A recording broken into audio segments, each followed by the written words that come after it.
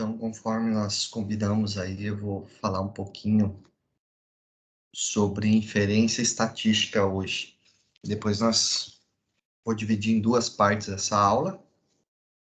Depois tem a segunda parte, onde a gente vai no R fazer algumas contas referente a alguns estudos epidemiológicos, ok? Então, vamos lá, nós vamos falar um pouquinho sobre o que é inferência e depois entrar nas estimações. Então, né, sempre quando nós estamos falando em ciência, o que é a ciência, né? É que nós queremos estudar um fenômeno, né, por meio de algumas formas, né, de algumas técnicas, seja elas de observação, né, ou seja, de observação de dados observados, que aí entram os nossos estudos epidemiológicos. Eu também, em alguns momentos, vou querer construir um modelo que descreve a teoria para explicar esse fenômeno, que daí podem ser aqueles modelos probabilísticos, e usa um modelo, né, para predizer e generalizar ou fazer inferências sobre observações futuras. Então, aí começa a entrar um pouquinho o conceito de inferência que nós comentamos durante algumas aulas atrás, já com alguns exemplos.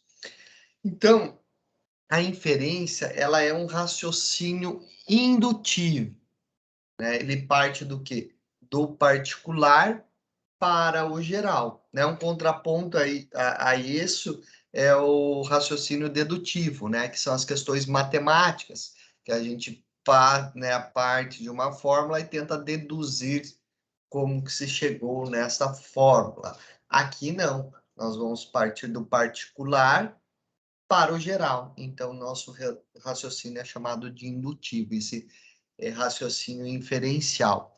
Então, inferência é igual a efetuar generalizações a partir de amostras, né? Então, nós partimos do particular e vamos para o geral. Partimos da amostra e tentamos explicar o que acontece na população, né?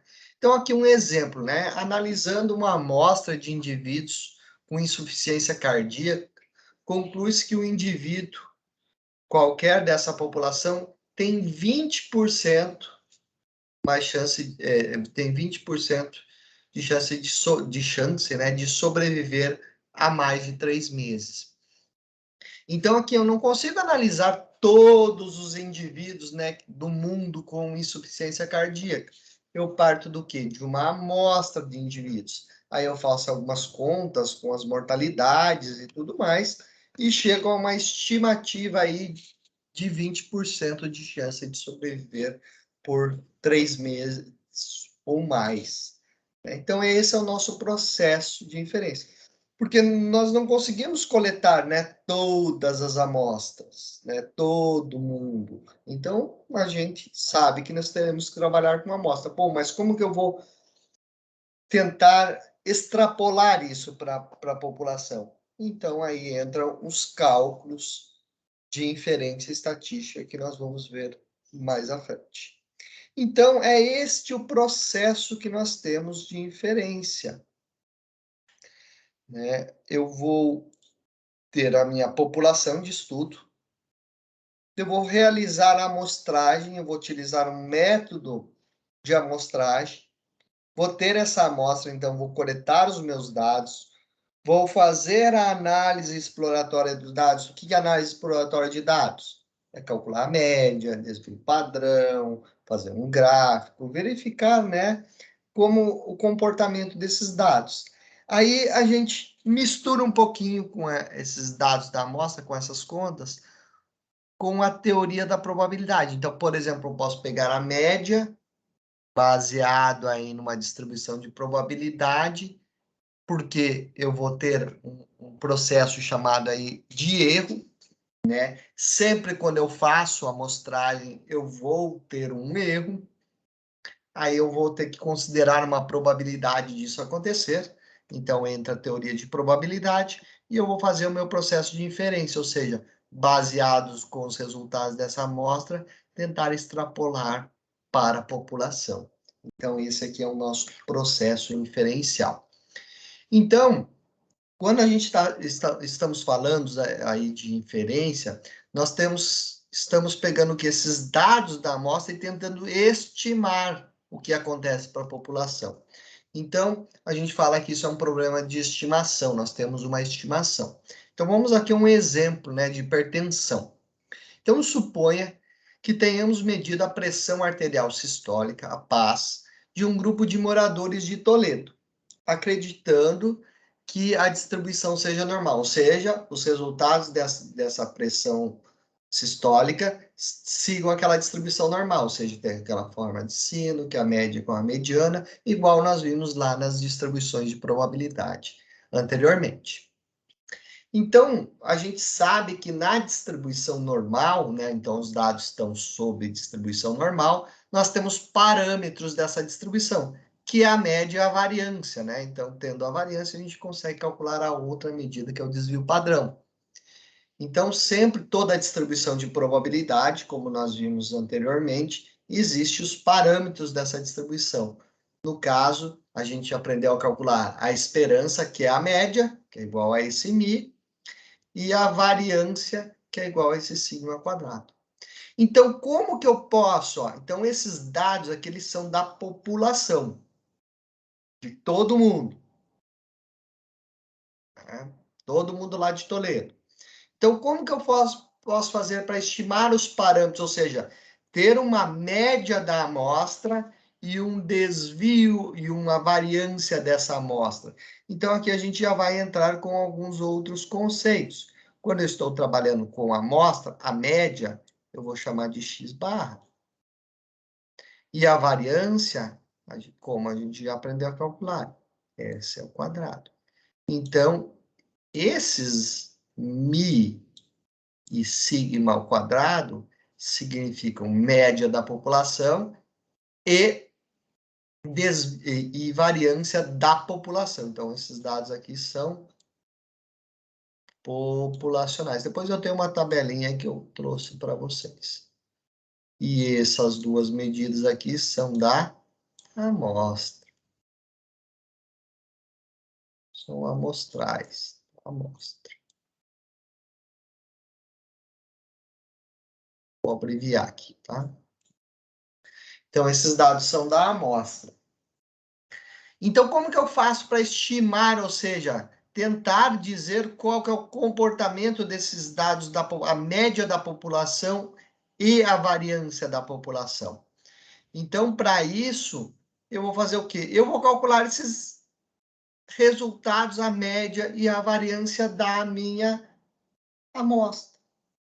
Então, eu vou pegar essa amostra e vou fazer as continhas, calcular a média e a variância. Aí eu tenho estimadores, né? Estimativas, na verdade, para essa média e variância da população. Então, é o processo inferencial. Eu peguei os dados de uma amostra, calculei as medidas e tento dizer qual que é o comportamento da população. Mas qual que é a precisão dessas estimações? Qual que é o erro disso? Então, nós vamos ver que para qualquer estimação, nós temos uma medida de erro aí associada, que nós vamos logo mais ver como que isso se comporta. Nesse outro caso, né, de doenças infecciosas.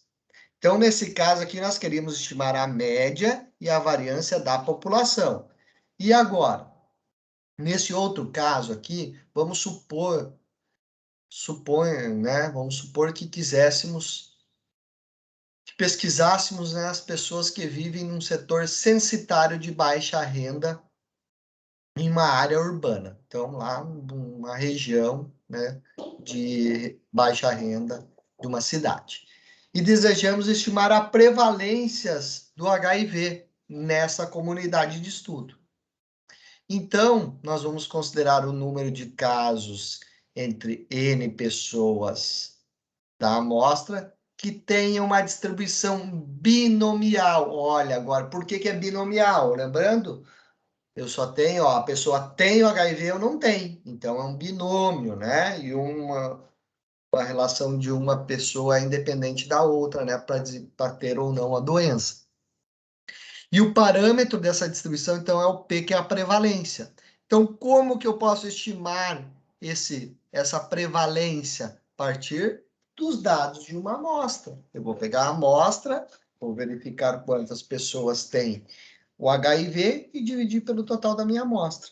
Então, eu vou fazer uma inferência. Depois eu consigo, então, com essa medida, né, na minha prevalência da amostra, que a gente vai chamar de P chapéu, um centro circunflexo em cima. Então, esse aqui é a minha, né, no caso aqui do meu estudo, é a prevalência, não está funcionando, é a prevalência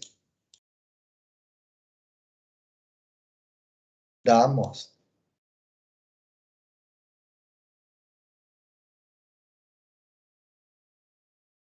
Então, aqui eu tenho a prevalência da minha amostra.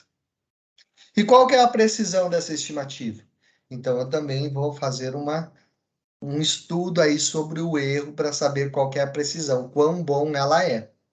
Então, daí nós vamos ver as técnicas de se fazer isso, que é através do cálculo do erro amostral, né? E depois do cálculo aí do nosso intervalo de confiança, que é, nós vamos ver mais adiante. Então, aqui, essa estimação, a gente vai chamar, quando a gente está falando de dados da população, a gente fala em parâmetro, são conceitos. Quando eu faço uma continha, né, com os dados da amostra, eu tenho estatísticas. Então, vamos lá. Se eu quero a média da população, é a mesma coisa que eu calcular a esperança de X. Ou da amostra X barra. Soma todo mundo e divide pelo total. Aqui também, soma todo mundo e divide pelo total. A variância, né? Igual nós aprendemos a calcular lá a variância também. Né? Lá das distribuições de probabilidade, né? E aqui a variância que nós aprendemos lá na análise exploratória, né, da estatística descritiva. O desvio padrão, da mesma forma. Então, esse aqui é o desvio padrão da população e esse aqui é o desvio padrão da amostra, igual nós calculamos anteriormente. Proporção, P sem nada, é da população, e o P com um chapéuzinho, quando aparecer essa nomenclatura, eu estou falando de uma estatística. Então, eu estou falando da continha da amostra. Se eu tenho um N maiúsculo, é o tamanho da minha população. Se eu tenho um N minúsculo, é o tamanho da minha amostra. Tá? Então, é bem importante a gente saber essas nomenclaturas. Apareceu um sigma, é desvio padrão da população. Apareceu um S, é o desvio padrão da amostra. Bom, né? Então, aqui só estão as definições formais, né? Então, uma estatística é uma característica da amostra. Ou uma estatística até é uma função, é uma conta que nós fazemos em relação aos valores da amostra. E um parâmetro é uma medida usada para descrever a característica da população, né? Então, se colhêssemos amostras de uma população identificada, essa variável aleatória x seria o μ, né, o esperança de x, ou o var de x, que é o sigma ao quadrado. Bom, então, quando nós estamos falando dessas estimações, nós temos dois tipos de estimativas. Uma que nós vamos chamar de estimativas pontuais, que são aqueles valores específicos como estimativas dos nossos parâmetros. Por exemplo, se eu pegar, né, eu estou trabalhando lá com a pressão arterial sistólica, né, daquele grupo da população de Toledo. Se eu pegar e calcular a média daquela pressão, somente a média, ou, né, eu peguei todos os valores e resumi numa informação só. Então, por isso que ela é pontual, é aquele valor. Talvez não seja tão interessante isso, né? Então, às vezes eu quero especificar um intervalo, quais os valores desses parâmetros eles podem cair. Aí eu tenho as estimativas intervalares, onde eu vou pegar essa estimativa pontual, que é baseada numa amostra, e somar e diminuir um erro. Aí eu tenho o nosso chamado intervalo de confiança, aonde que eu vou ter, né, com um grau de certeza qual que é aonde que se encontra o verdadeiro valor da população, ou seja, a verdadeira média da população. Então, daí nós vamos ver como que a gente constrói esses intervalos de confiança e como que a gente interpreta eles. Então, essas estimativas pontuais a gente já sabe calcular, que é a média, mediana, desvio padrão, proporção. Então, isso aqui não é novidade. A novidade para nós aqui vai ser a construção dessas estimativas intervalares. Então, para a gente conseguir, né, estudar um pouquinho essas estimativas intervalares, nós vamos ter que calcular o fio, a imagem que eu queria. Mas eu volto nela. A gente vai ter que estudar um pouquinho como que a gente trabalha com essa margem de erro. Como que a gente calcula esse erro? É baseado no quê? Então, a gente vai ver um pouquinho como isso se comporta. Nós falamos também lá na inferência, que a inferência, ela vou usar aqui, né, se a gente voltar nessa imagem, gosto dela, a gente vai fazer uma amostragem.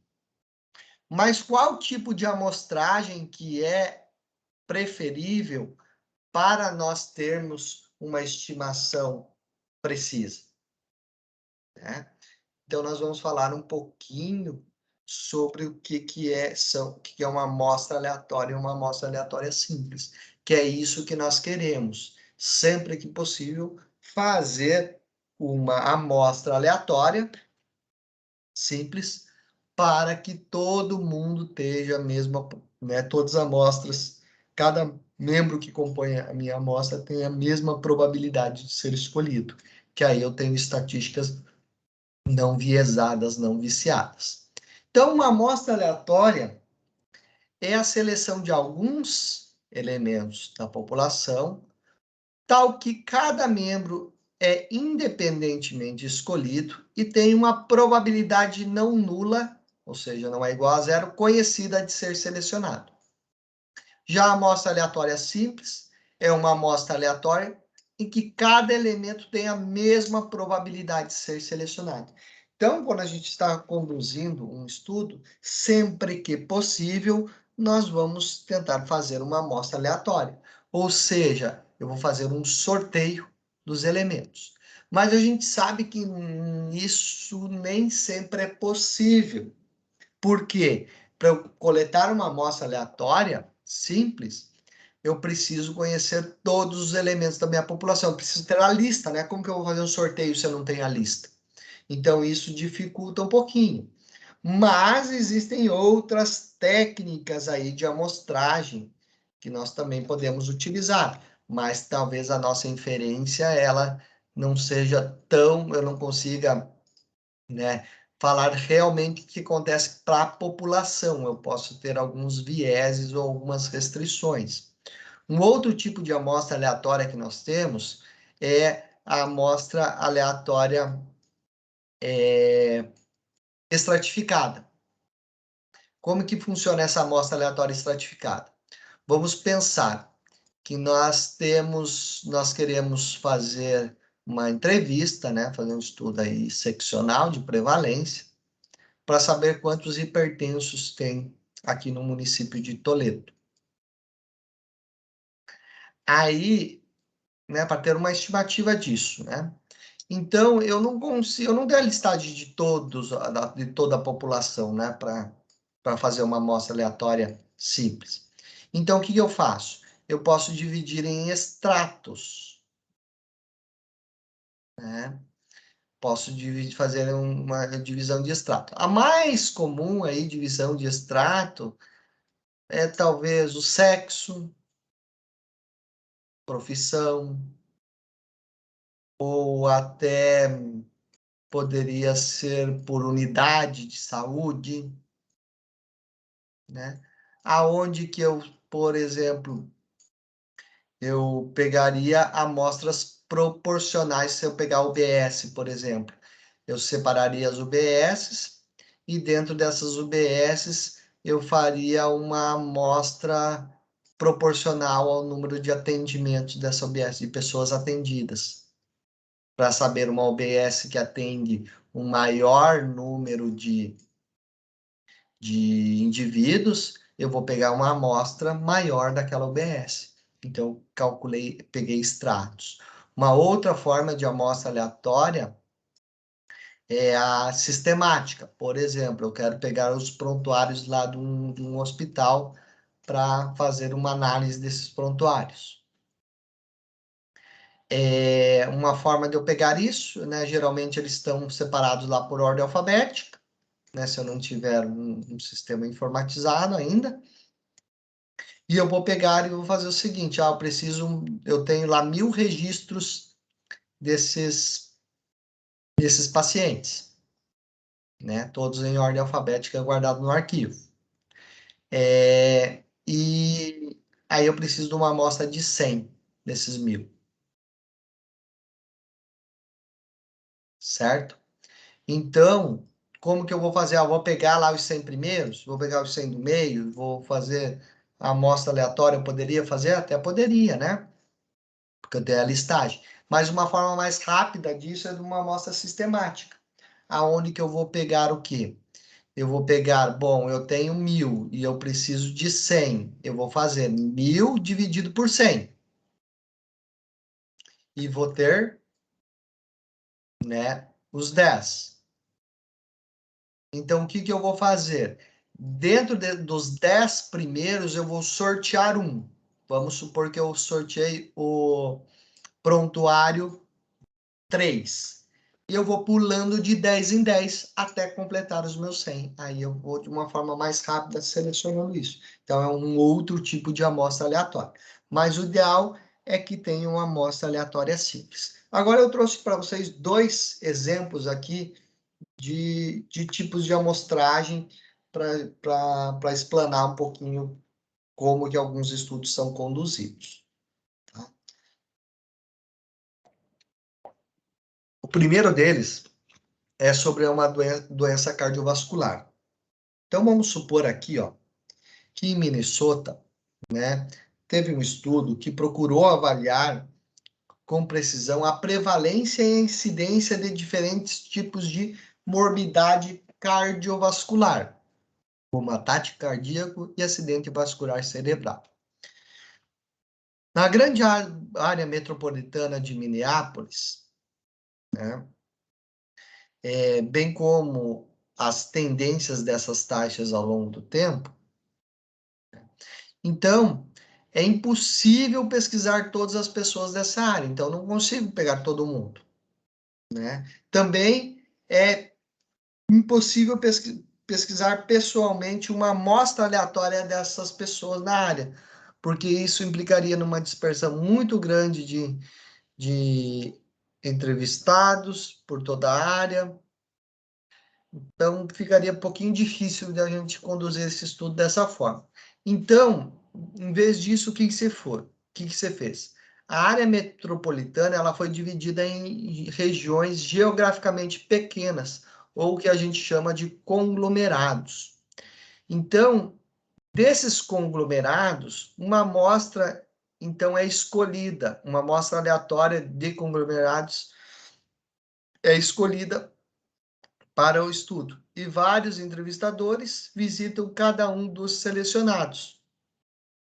Então, o principal objetivo é enumerar todos os lares de um conglomerado e, em seguida, examinar todos os membros dessa família, com o objetivo secundário identificar todos os adultos de 21 anos ou mais. Então, os entrevistadores convidam os indivíduos com idade elegível para serem examinados com mais detalhes no local de saúde.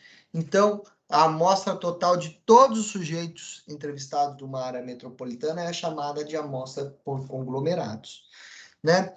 Levando isso, por exemplo, aqui em Toledo nós temos as nossas UBS. Agora eu não lembro exatamente o número, mas vamos supor aí que sejam 9. E eu quero fazer um estudo, mas eu não tenho condições de pegar todo mundo, né, de Toledo. Então eu vou partir aí vou separar, né, a área de atendimento da UBS eu considero como um conglomerado. Aí tenho 9 conglomerados. O que eu vou fazer? Eu vou fazer um sorteio, vou fazer uma amostra aleatória desses conglomerados, né, dessas UBS. Vou pegar as 9 e vamos supor que eu vou sortear 3. Então, sorteio as 3, eu mapeio todas as residências dessas 3 e aí eu vou entrevistar todo mundo dessas 3 UBS. Então, ela não deixa de ser uma amostra aleatória, porque eu sorteio aí o conglomerado. Então, é uma outra alternativa. Um outro tipo de amostragem, né, desse estudo epidemiológico com as enfermeiras, né, já está na sua terceira versão lá nos Estados Unidos. Então, é um grande estudo epidemiológico que envolve mais de 40 mil enfermeiras residentes em 11 grandes estados dos Estados Unidos. Então, as enfermeiras foram contactadas primeiramente pela internet em 2013 e acompanhados a cada 6 meses por internet ou smartphone. Suponha que queremos selecionar uma amostra de 100 enfermeiras para testar um novo procedimento para obtenção de amostras de sangue pelo correio, que lá nos Estados Unidos isso acontece. Então, uma forma de selecionar uma amostra é atribuir a cada enfermeira um número de identificação. Em seguida, selecionar aquelas com 100 menores números de identificação. Então, se a gente fizer isso, o que a gente está fazendo? Eu não estou tendo uma amostra aleatória, porque cada enfermeira não teve a mesma probabilidade de ser escolhida. Então, na verdade, como os 2 primeiros dígitos do número de identificação são atribuídos de acordo com o estado, então as 100 enfermeiras com menores números seriam do mesmo estado. Então, para obter uma amostra representativa disso, eu teria que selecionar, né, uma amostra, fazer lá né, um aleatório, uma amostra aleatória pelo computador e gerar um conjunto de 100 números aleatórios, entre o número 1 e 40 mil. Então, sendo um número atribuído para cada enfermeira de estudo, então eu faria esse sorteio. Então, todas as enfermeiras teriam a mesma probabilidade de pertencer à amostra. Então, isso sim seria uma amostra aleatória simples. Ok? Aqui, então, bom, então nós temos que utilizar um critério, né, de amostragem aí, um critério de amostragem válido, né, para nós fazermos a inferência. Só vou parar aqui um pouquinho, só tirar aqui só para você.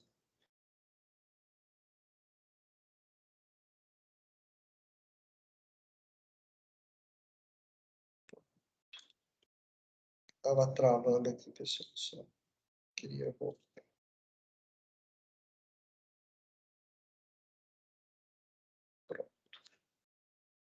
Então, utilizando um critério de amostra aleatória simples, nós vamos ver, bom, dentro desse processo inferencial, nós precisamos saber como que se comportam, né, esses dados amostrais. Então, eu vou partir da minha população e retirar as amostras possíveis dessa população e estudar um pouquinho como que elas se comportam. Então, né, para cada amostra que eu retiro da população, eu posso calcular, fazer um cálculo estatístico, uma média, desvio padrão, proporção, que vai variar de amostra para amostra. Então, se eu calcular a média variância dessas médias, dessas variâncias, eu vou ter uma distribuição amostral dessas médias. Ou a variância, a proporção, o desvio padrão. Bom, então vamos tentar entender um pouquinho melhor esse processo, né? Então, eu tenho a minha população aqui, composta por N elementos. E eu estou interessado na média, na esperança e na variância da minha variável aleatória aqui, que é uma variável aleatória quantitativa. Então, dentro eu vou realizar um processo de amostragem simples e vou retirar várias amostras dessa população. Pegando as amostras dessa população, eu posso calcular uma média dessa amostra e uma variância dessa amostra. Bom, mas como que se comportam esses dados dessa amostra? Então, para a gente saber, né, como isso acontece, o que eu vou fazer? Então, vamos lá. Peguei da minha população e tirei vários grupinhos aqui e calculei a média deles. Então, vamos pensar aqui na classe. Eu quero estudar a glicemia de vocês. Eu vou fazer o quê? Eu vou coletar amostras de 3, fazer grupos com 3 estudantes. Então, essa primeira aqui eu peguei 3 estudantes e calculei a média da glicemia. Mais 3 estudantes diferentes, calculei a média dessa glicemia. Mais 3 estudantes da classe e calculei a média dessa glicemia. Mais 3 estudantes dessa classe e calculei a média da glicemia. Bom, eu posso, agora, eu não estou mais interessado no indivíduo, mas sim na média do grupo, desses pequenos grupos de indivíduos. Por isso que eu falo que é uma distribuição amostral da média. Então, por isso que eu estou interessado nisso. Então, vou pegando aqui grupinho de 3, calculando a média da glicemia de cada um. Bom, mas qual que é a variabilidade disso? Então, eu posso fazer o quê? Calcular um desvio padrão, uma variância desses dados amostrais.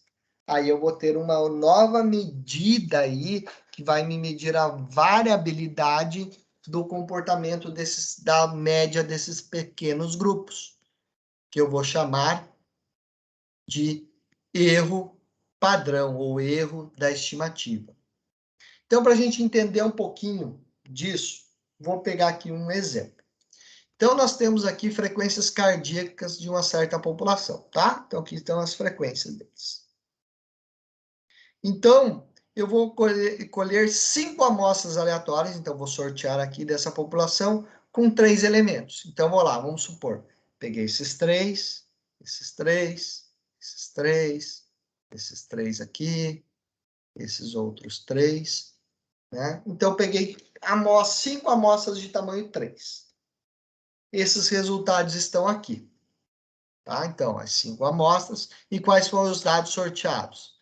Os 68, 69, 71, 68, 70, 72, 67, 70, 73, 67, 69, 69, 68, 69, 70. E calculei a média desses 3, a média desses 3, a média desses 3, a média desses 3, a média desses 3. Bom, como que se comporta a média dessas médias aqui, dos grupinhos?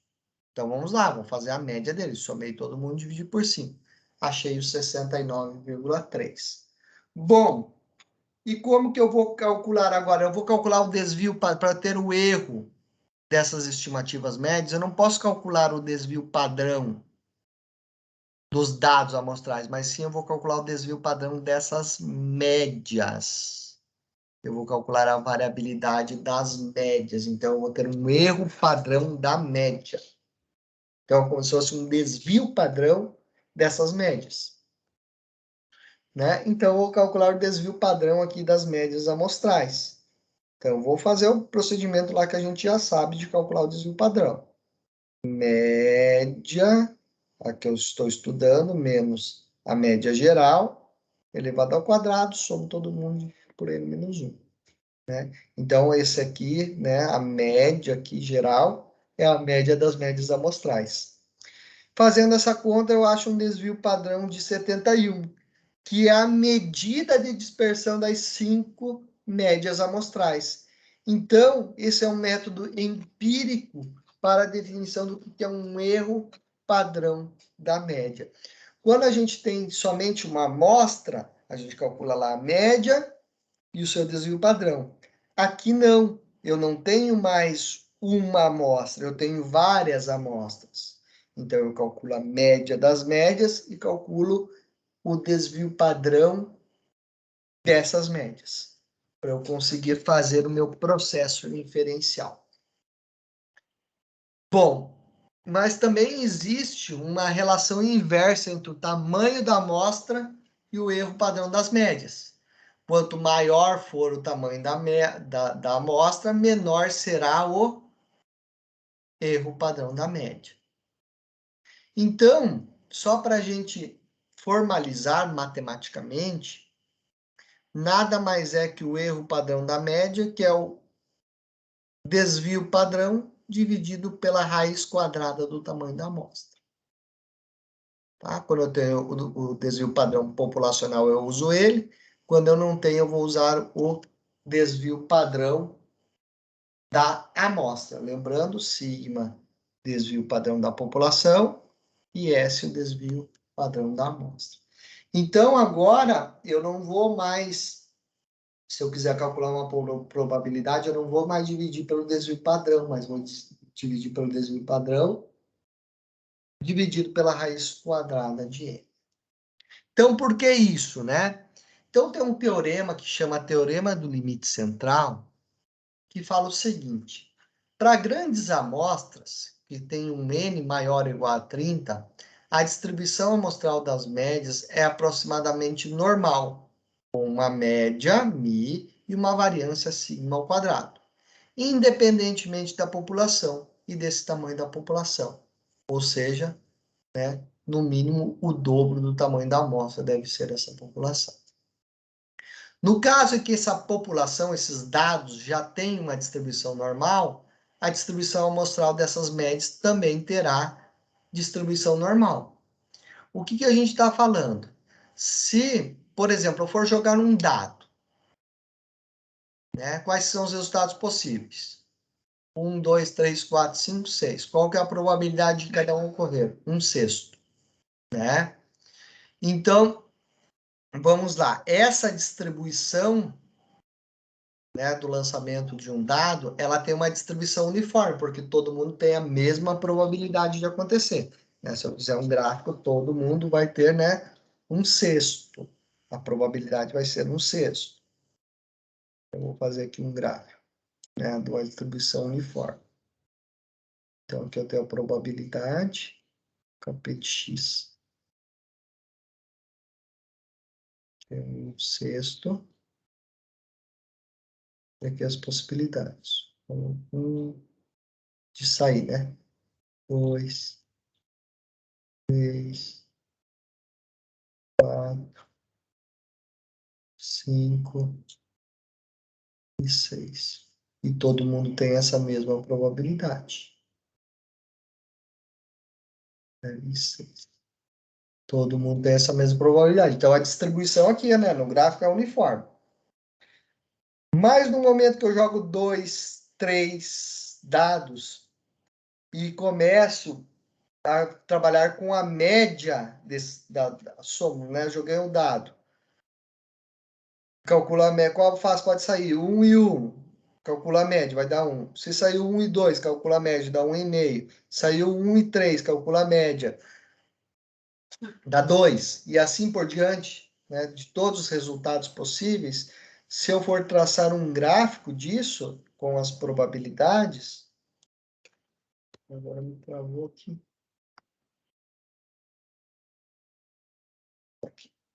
O que acontece? Ele vai começar a ter uma distribuição mais ou menos assim, ó.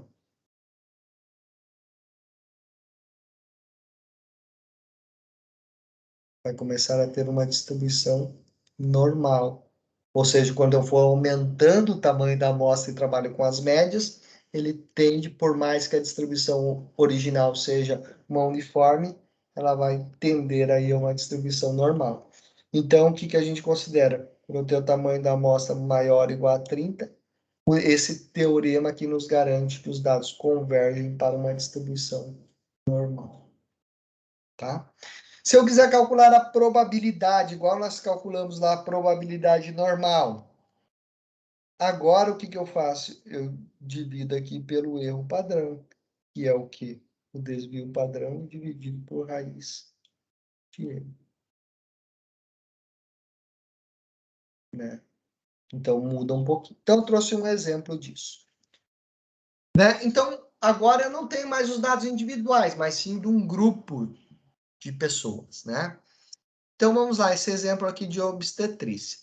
Calcule a probabilidade que a média de peso ao nascer de uma amostra de 10 crianças da população de um hospital esteja entre 98 e 126 os. Se o peso médio para 1.000 pesos ao nascer dessa população, então, ou seja, a minha população total aqui é de 1.000, e achei uma média de 112 os, um desvio padrão de 20,6 os.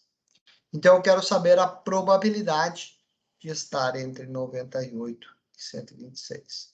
Então, igual nós fizemos lá na distribuição normal, o valor menos a média da população, dividido por quem? Pelo desvio padrão, agora dividido pelo tamanho da minha raiz quadrada do tamanho da amostra, que era de 10 crianças. E da mesma forma eu faço com o 126 aqui. Então, joguei lá no Excel, o valor de Z1 deu esse, 2, menos 2,15, e de Z2 menos 2,15. Então, fui lá, calculei pela distribuição normal, né, cada um deles, e fiz o maior menos o menor. Então, a probabilidade de uma amostra de 10 crianças ter peso entre 98 e 126 ossos é de 96,84. Então, a diferença agora da distribuição amostral que eu estou dividindo por raiz quadrada do tamanho da amostra aqui. Porque eu estou querendo ver o comportamento da média desses grupos, desse grupo de crianças. Mas aqui, ok. E a gente sempre conhece qual que é o desvio. Aqui está falando do desvio padrão da população, que era das mil crianças. Eu sempre conheço esse desvio padrão? Não. Mas aqui, ó, você viu que aqui a estatística, tudo se resolve aí com cachaça, né? A gente vai ver mais à frente que lá tem um teste estatístico de normalidade, chama Kolmogorov-Smirnov, só o nome de vodka, né? Shapiro-Wilk também, né? Parecido aí. Tudo nome russo aí parece de vodka, né? Então, a gente costuma aí no meio estatístico falar que tudo se resolve aí com cachaça, né? Com bebida. Então, nós nem sempre conhecemos aquele desvio padrão da população. Nem sempre temos esse valor. Então, teve um estudioso, né, que, ó, ele chamava-se, né, o William Grosset, e lá em 1908, ele resolveu esse problema. Então, ele trabalhava lá na cervejaria Guinness, na Irlanda. Então, ele usou um pseudônimo de student. Por quê, né? Porque esses estudos aí poderiam gerar aí vamos dizer, um segredo, né, industrial na época. Então, ele usou um pseudônimo para poder publicar esse achado dele, né, para a sociedade. Então, ele, né, se identificou como student, né, e ele solucionou isso estudando uma distribuição que foi batizada de distribuição T de student, né? Então, ele descobriu uma distribuição que depende do tamanho da amostra. Então, a distribuição T ela não é uma distribuição única, mas em vez disso é uma família de distribuições indexadas por um parâmetro conhecido como graus de liberdade, que nada mais é que o tamanho da amostra menos 1. E ela tem um comportamento muito semelhante à distribuição normal. Qual que é a diferença da distribuição T de student para a distribuição normal? Ambas são distribuições simétricas, porém, a distribuição T, ela demora mais a encontrar os zeros aqui nas probabilidades. Tá? Então, essa que é a única diferença, mas essa foi uma jogada boa para quando eu tenho um número de amostras pequenos e eu não consigo uma boa aproximação aí para a distribuição normal. Ela é um pouquinho enviesada, então eu corrijo utilizando essa distribuição t-student. Então, nós vamos ver que nós temos os casos em que se usamos uma ou outra. Então, né, a única diferença é que ela é um pouquinho mais larga. Então, a característica importante da distribuição do t-student é o grau de liberdade, que é definido pelo, a gente chama de GL, que nada mais é que o tamanho da amostra menos 1. Então, vamos lá. Só voltando um pouquinho lá no processo de inferência, nós vimos que nós podemos fazer inferência, né, por meio de uma estimação pontual, né, por exemplo, né, calcular uma média, e a estimativa por intervalos, que é o intervalo de confiança que nós vamos ver agora. E depois nós vamos aprender um pouquinho também como que nós calculamos aí os testes de hipótese. Então, vamos focar um pouquinho agora no intervalo de confiança, como que a gente constrói isso. Né? Então, vamos só usar aqui primeiro a estimativa pontual para deixar bem claro isso para vocês. Então, muitas vezes, né, em epidemiologia, aqui em estatística, nós queremos estimar a proporção que um determinado evento ocorre. Por exemplo, a prevalência de diabéticos no município, a prevalência de fumo entre os estudantes de medicina, né?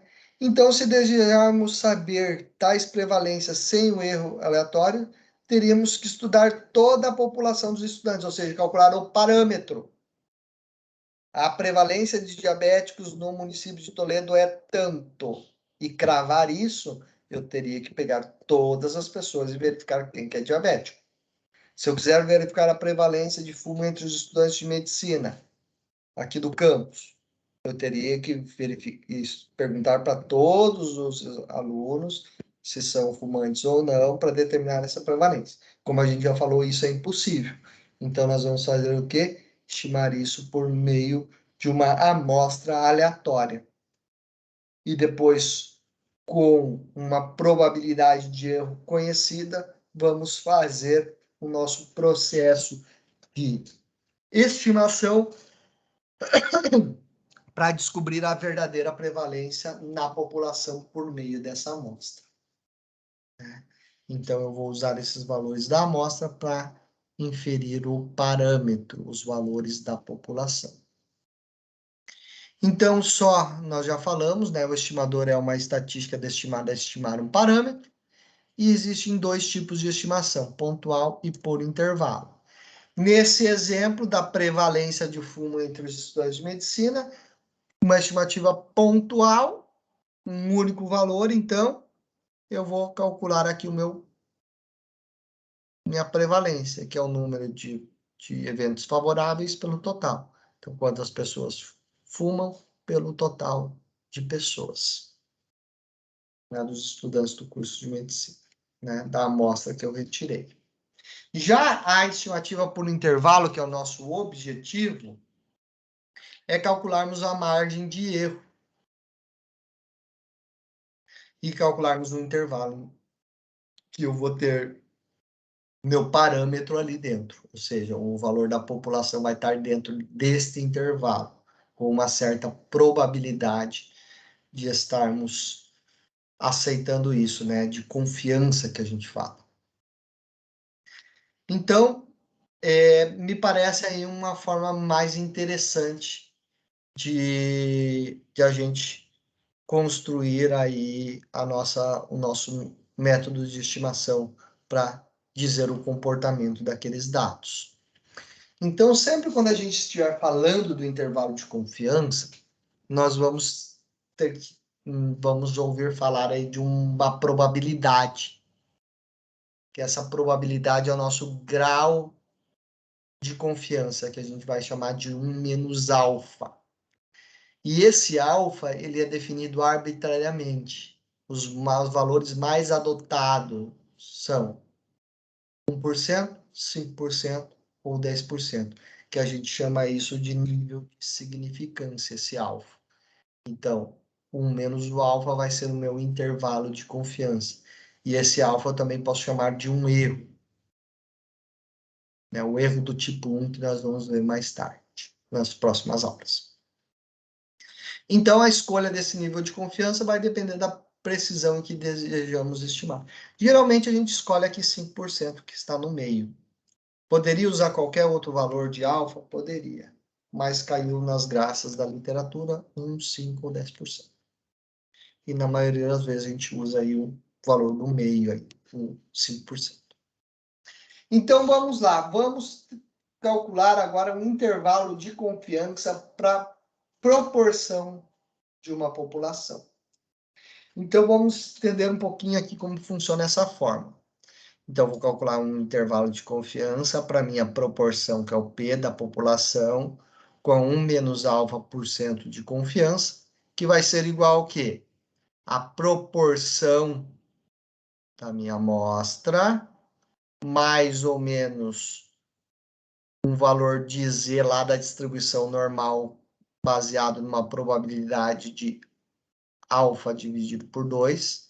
Por que que a gente divide por 2? Porque eu tenho para mais e para menos, vezes o erro padrão. Então, para uma proporção, um erro padrão, um desvio padrão, né, das amostras, é a proporção da amostra vezes 1 menos a proporção da amostra, dividido por N, né, na raiz quadrada. Então, vamos pegar aqui esse exemplo, que uma droga foi testada em 25 pacientes e apresentou efeitos colaterais em 8 casos. Qual que é a proporção de ocorrência desses efeitos colaterais? Então, agora eu vou tirar um pouquinho daqui e vou entrar no meu Excel. Então, vamos lá entrar no Excel e pegar esse exemplo. Vou aumentar um pouquinho aqui. Vamos compartilhar. Excel. Já está aparecendo. Então, vamos lá. Então, vamos tirar alguns dados desse exemplo. Então, onde que eu tenho N é o meu tamanho da amostra. 25 pacientes. Qual que é a proporção da amostra? Se eu tenho 8 em 25. Ó, 8 tiveram os efeitos colaterais nos 25 pacientes. Então, essa é a proporção da amostra. É minha estimativa pontual. Então, 32%. Então, eu tenho 32% de ocorrências de efeito colateral nesses pacientes. 32% dos pacientes tiveram efeitos colaterais. Aqui o alfa, eu vou pegar 5%, que é a probabilidade de erro. Então, somos nós que determinamos. Eu vou pegar esse alfa e dividir por 2, porque no intervalo de confiança eu tenho um erro para mais e um erro para menos. Então, eu tenho que considerar essa probabilidade para ambos os lados. Como que eu calculo esse Z aqui, ó? Z alfa sobre 2. Eu calculei o alfa sobre 2 e vou calcular o Z pelaquela distribuição que nós vimos lá em probabilidade, que é o inverso. Então, para eu ter o valor positivo, eu posso calcular um só, né? Eu vou ter que fazer pelo complementar ou simplesmente pego o inv norm e pego o alfa e divido ele por 2. Vai dar um valor negativo. Tanto faz, eu posso pegar o um ou outro, tá? Porque eu vou ter somar e diminuir. Então, se eu pegar o negativo, tudo bem. Uma hora ele, né? Não tem problema. Então, vamos lá. Eu vou pegar, calcular essa proporção. Então, o 0,32 que eu calculei aqui. Então, estou seguindo essa fórmula. Ó. Tá? Intervalo de confiança para proporção. Então, o meu alfa é 5%, que eu escolhi aqui. então minha confiança vai ser de 95%. Proporção da amostra, eu calculei aqui o 32. Mais ou menos, usei alfa sobre 2. Peguei aqui, ó, 1,96. Poderia ser um negativo aqui também, não teria problema. Vezes quem? A raiz quadrada da proporção vezes 1 menos a raiz quadrada dividido pelo tamanho da minha amostra. Então, 32 vezes 1 menos 0,32 dividido por 25, tudo isso dentro da raiz. Então, aqui é meu erro padrão. Isso aqui como se fosse o meu erro padrão. Essa última continha aqui. Então, vamos lá. O que eu fiz? Eu peguei esse valor menos 1,96 vezes esse valor. Está aqui a formulazinha. Esse valor, 1 menos. Então, aqui me deu um intervalo, que foi de 0,13 a 0,50. 0,14, vamos arredondar. 0,14 e 0,50. Então, com 95% de certeza, ou seja, minha confiança, a proporção de populacional de efeitos colaterais das drogas está entre 13,7% e 50,3%. Então, qual que é a proporção da população de efeitos colaterais? Eu não sei. Eu sei com 95% de certeza que ela está entre 13,7 e 50,3. Então, isso que me traz o intervalo de confiança. Eu sei que ele está aqui dentro, que ele varia nesse intervalo, mas qual é o valor? Não sei. A minha estimativa pontual era de 0,32, 32%. Mas eu posso dizer que esse 32% representa a proporção de efeitos colaterais de toda a população? Não, eu preciso somar a ele um erro e diminuir um erro, que foi o que eu fiz aqui. E achei esse intervalo. Então, agora eu consigo fazer inferência. Então, estou fazendo esse processo inferencial. Agora eu vou voltar um pouquinho nos outros exemplos aqui. Voltar aqui. Bom, então isso para proporção. E se nós fôssemos agora calcular para a média? Eu vou calcular o intervalo de confiança para a média. Antes eu tinha uma proporção, poderia ser uma prevalência, né? E agora, quando eu estou calculando com a média, os meus dados agora não são mais de contagem, são quantitativos, geralmente contínuos, eu vou ter dois casos. O caso 1 é quando eu tenho grandes amostras. Ou seja, meu N é maior ou igual a 30. E tem o segundo caso, que são pequenas amostras, N menor que 30. Qual que é a diferença dos dois? A única diferença vai ser na distribuição de probabilidade. Aqui eu uso um Z vinculado à distribuição normal.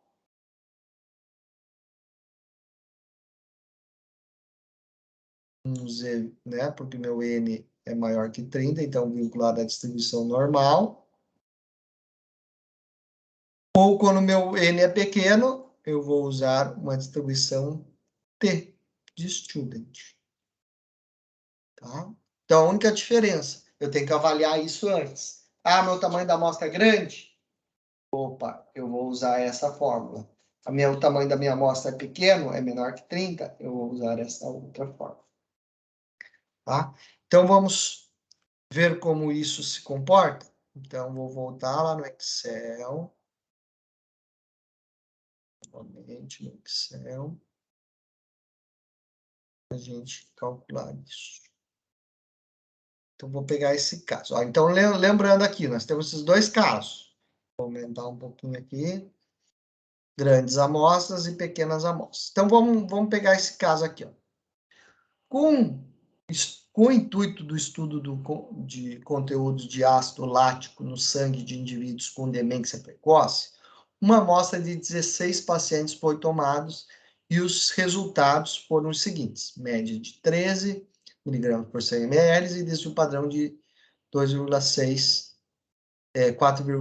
mg por 100 ml. Estime através do intervalo de confiança a média do teor lácteo do sangue em indivíduos com demência precoce. Então, eu quero, baseado nessa amostra, fazer uma inferência para os dados populacionais.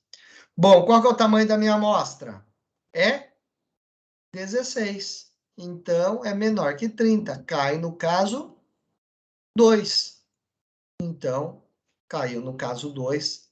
Eu vou calcular desta forma aqui. Então, vamos tirar os dados? Vou aumentar mais um pouquinho aqui. Meu tamanho da amostra, meu N, 16 pacientes. Qual que é a minha média da amostra? 13. Né? Desses 16, teve uma média de 13. Qual que é o meu desvio padrão? Dessa amostra de 16, meu desvio padrão foi de 4,6. E a gente vai colocar aqui qual que é o grau de liberdade. O que é o grau de liberdade? É o tamanho da amostra menos 1. Qual que é o meu tamanho da amostra? 16. 16 menos 1, 15. Bom, qual que é o meu alfa? Ele não definiu aqui, eu pedi, considerei ele 5%. Então, o que eu vou fazer? Vamos lá. Então, média 13, mais ou menos. Agora eu tenho que calcular o valor de T alfa sobre 2. Para a distribuição T, eu vou usar essa função aqui, ó, inv.tbc. Então, por causa desse, vou colocar o alfa e o intervalo e o grau de liberdade. Como eu uso essa função BC, eu não vou dividir o alfa por 2 igual eu fiz lá na distribuição normal.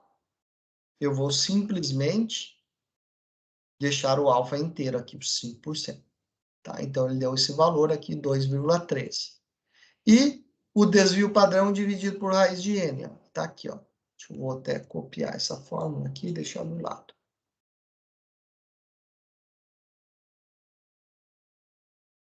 É onde que eu cheguei nesse 1,15.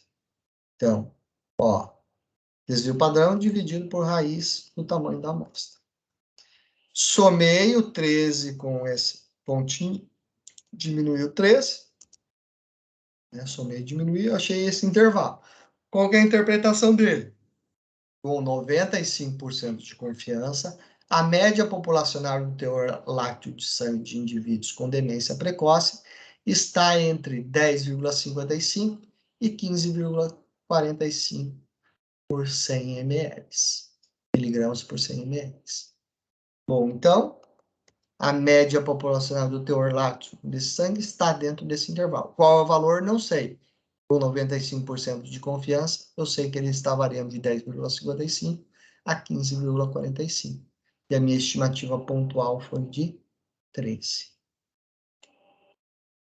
Bom, ele é simples, é só a gente pegar o jeitinho da fórmula ali para calcular. E os cálculos também não são complexos. Bom, voltando aqui então.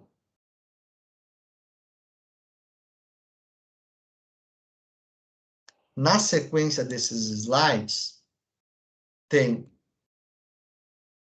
2 exercícios aqui, 3, 4. Então, essa é a tarefa de casa de vocês, tá? Resolver esses 4 exercícios aqui, né, para mim, tá? Então, essa do intervalo de confiança fica essa atividade. Eu vou deixar todos esses slides, mas aí nós vamos à segunda parte, nós vamos falar um pouquinho das medidas de impacto e aprender a calcular os intervalos de confiança dessas medidas de impacto. Ok? Então, tarefinha aqui dos slides 36 e 37. Então, tenha um ótimo final de semana e até na semana que vem. Bom, um abraço.